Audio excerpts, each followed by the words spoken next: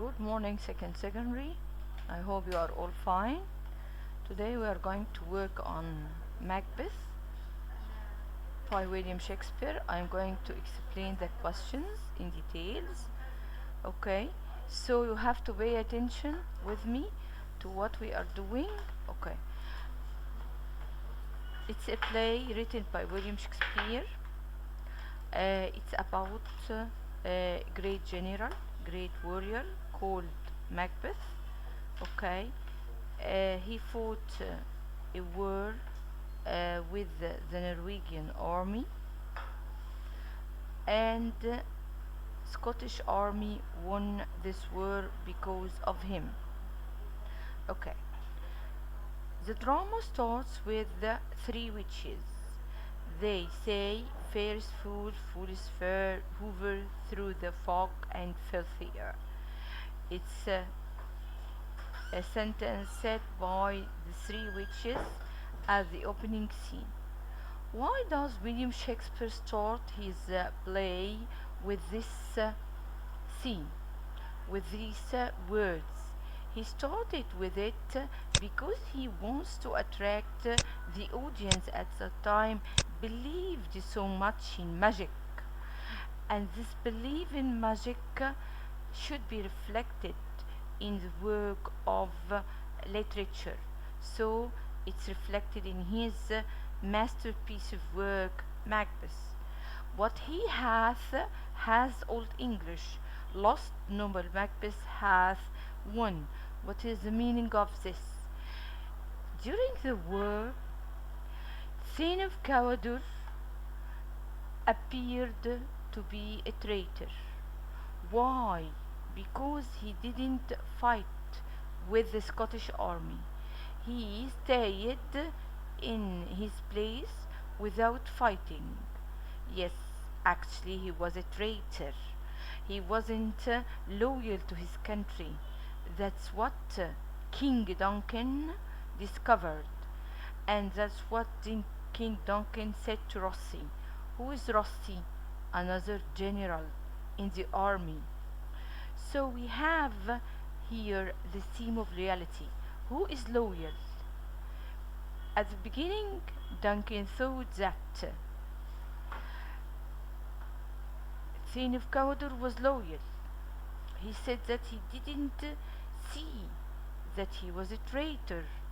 Then later on he discovered that he was a traitor, and discovered that Macbeth was loyal. Actually, it's a dramatic irony. What is the meaning of dramatic irony? It's something that is not real. It's not the reality. There is contradictions. There is conflict. There is chaos that is going to happen later on in the play. What's the reaction of both Macbeth and Banquo on meeting the three witches on the return from a great war? The three witches gave both Macbeth and Banquo three predictions, two for Macbeth and one for Banquo. The first two for Macbeth was that Macbeth going to be Thane of Cawdor. Then later on he was going to be King of Scotland.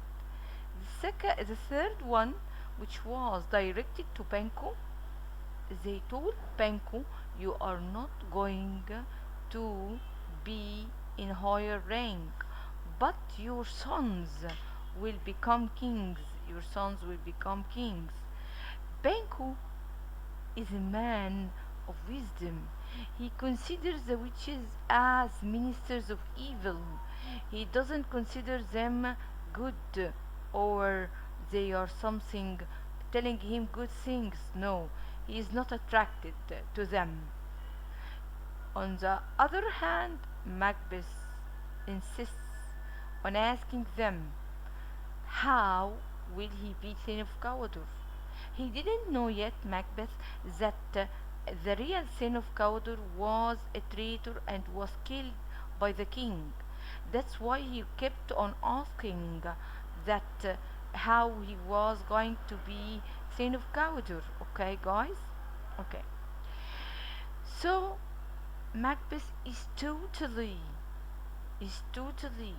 enslaved to the words of the witches.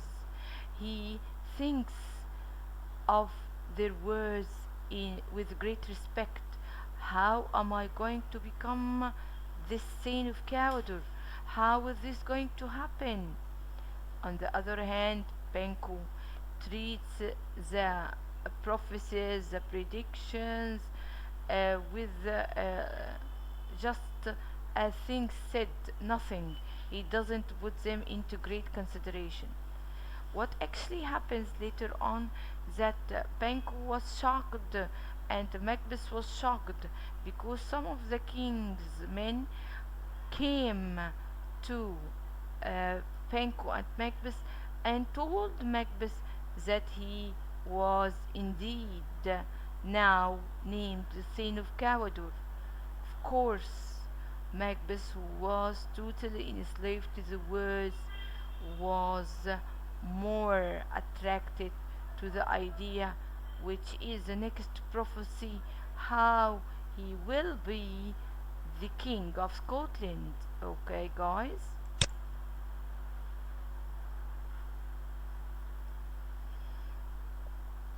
We have the instruments of darkness tell us truths, win us with honest trifles. What is the meaning of honest trifles? Trifles يعني silly things. They tell silly things to betray us in deepest consequence. They tell trifle things, silly things, to take us to wrong path, to dark path, to terrible things. That's exactly what is going to happen to Macbeth, the great warrior, the great general, the one who most of the people admired because of his bravery. Okay? These words, these lines were said by Banquo to Macbeth after knowing from the king's men that now Macbeth was the son of Cawdor, so the first prediction or prophecy now was fulfilled. Macbeth is intrigued. What is the meaning of intrigued? Absorb it. Uh, the next prophecy is going to happen. I'm going to be the king. Since the first one happened, so the next one is going to happen. Macbeth is plagued by worry and will be enslaved by the witches' predictions. On the other hand, Penko, the great warrior, doesn't trust the evil ministers. He has self confidence. He is a man of strength and wisdom and honor. He is not as ambitious as Macbeth. Okay? Macbeth is going to do terrible crimes, terrible deeds, actually. Here, the poor king, Duncan, says what? There is no art to find the mind's construction in the face. He was a gentleman on whom I built an absolute trust. He's talking about whom? He's talking about the traitor, Thane of Cawdor. He is saying that he trusted Thane of Cawdor, but Thane of Cawdor turned out to be a bad man, turned out to be a traitor, whom he thought he was a loyal gentleman, and he put an absolute trust in him. Okay? Of course, the Thane of Cawdor is dead, but the king of Scotland, who is called King Duncan, is sad. He feels sorry and he feels sorrow for being deceived by this traitor. 6. For in my way it lies, the stars hide your fires, let not light see my black and deep desires. Who is talking? It's a soliloquy. What is the meaning of soliloquy? It's someone, a character in the play, speaking to himself on the stage. This is the meaning of soliloquy. One of the characters is speaking to himself or herself on the stage. Who is talking now to himself? Macbeth is talking to himself in this soliloquy. He confesses his bad and dark desires. It appears that he is deceived and enslaved totally by the witch's words. Okay? His ambition is getting higher and higher. Okay, to what extent could we regard Macbeth as a tragic hero? What is a tragic hero? Tragic hero is someone who appears at the beginning of the play to be great, brave, someone of high position, someone who is esteemed and liked by others. Then he falls. He falls because of over ambitious and superstitious. That's what happened to our tragic hero Macbeth. Okay? Macbeth is turned from great warrior, brave warrior, great general, he turns to evil crimes. Why? Because of the witches' words. The witches dragged him to evil crimes. They took him to number of crimes to feed his ambition. Yes, again, Macbeth is enslaved. Is enslaved with their words and with his ambition. Okay, what is the relation between cruelty and masculinity in the play? Okay, we have here Lady Macbeth, after reading the letter of her husband Macbeth, telling her the prophecies of the witches, is again over ambitious. She's very happy. She is ready to do anything to achieve the title of a Queen of Scotland. So Lady Macbeth started to manipulate her husband by questioning his manhood. She's telling her husband, "Are you a man? Don't you want to be a king? Aren't you going to do anything to be a king? Are you going to keep still without doing anything?" She is pushing her husband to murder King of Scotland, King Duncan, the kind man, the good king. He is a good king, by the way. Okay? You have to bear it in mind. She is resolute to kill the king.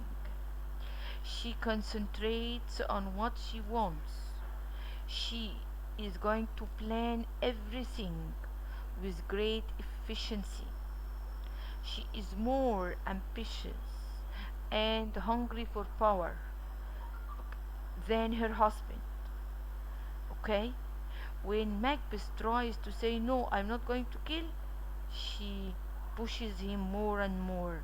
She asks him, "Are you a man? You aren't a man. If you are a man, you are going to do your best to be king. You are going to kill anyone who stands in your way." She forces her husband to act on her behalf, because when she goes to kill the king, she sees her father sleeping in his bed. That's why she pushes her husband. She couldn't go on to complete the murder by herself.